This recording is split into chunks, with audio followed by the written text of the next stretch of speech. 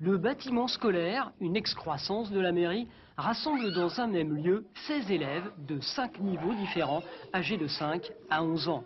Une sorte de défi pédagogique qui a décidé Hélène, venue du continent, à se porter volontaire pour ce poste, une première. Cette nouvelle institutrice, arrivée en septembre dernier, a découvert ici un univers scolaire tout à fait différent de celui du continent.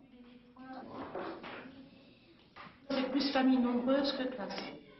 Et même entre eux, il y a une relation d'aide qui est beaucoup plus importante que dans d'autres écoles. Dans d'autres écoles, souvent, les grands niveaux restent à part des petits niveaux, alors que là, au contraire, ils se mélangent, ils s'assistent, les grands aident les petits, etc.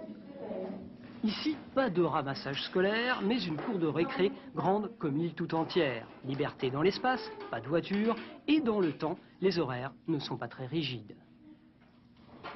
Au début, par exemple, quand on sortait comme ça, bon, je les faisais ranger et au carrefour, je les faisais s'arrêter. Et la première fois, ils se sont retournés en me regardant en disant mais pourquoi nous faire arrêter au carrefour?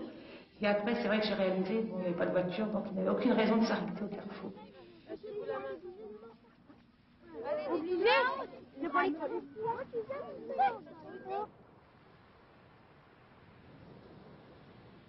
Ils vivent quand même dans un milieu relativement fermé. Ça, je crois qu'il faut le reconnaître. Et il y a certains parents qui accentuent en plus ce milieu fermé. Ils ne pensent pas que, bon, ils se disent ils sont jeunes, ils n'ont pas besoin de sortir. Alors je pense qu'il faut les préparer quand même un petit peu à sortir. Du fait qu'ils ont peu de chances de travailler sur l'île quand ils seront grands, et il faudra bien qu'ils s'habituent à une vie sur le continent. En quelques mois, Hélène a développé tout un programme de sorties et d'activités outre-mer. Les enfants de l'île ont ainsi pu découvrir, en classe de neige, les grands espaces pyrénéens. Ils ont découvert la vie en société, puisque même ici, donc il n'y a pas de cantine, donc parce que c'était qu'un réfectoire, manger ensemble. Donc ils ont découvert aussi les dortoirs, les douches en commun, les sanitaires, enfin, et toutes les activités en commun. En fait, les difficultés vont commencer l'an prochain pour les grandes du CM2, quand il faudra rejoindre le collège, partir pour le continent. Je ne voudrais pas aller en pension.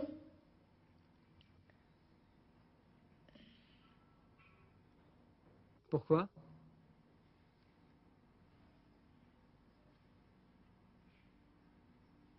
Parce que j'aime pas ça. T'as envie de rester dans ton île ? Oui, mais pas pour toujours.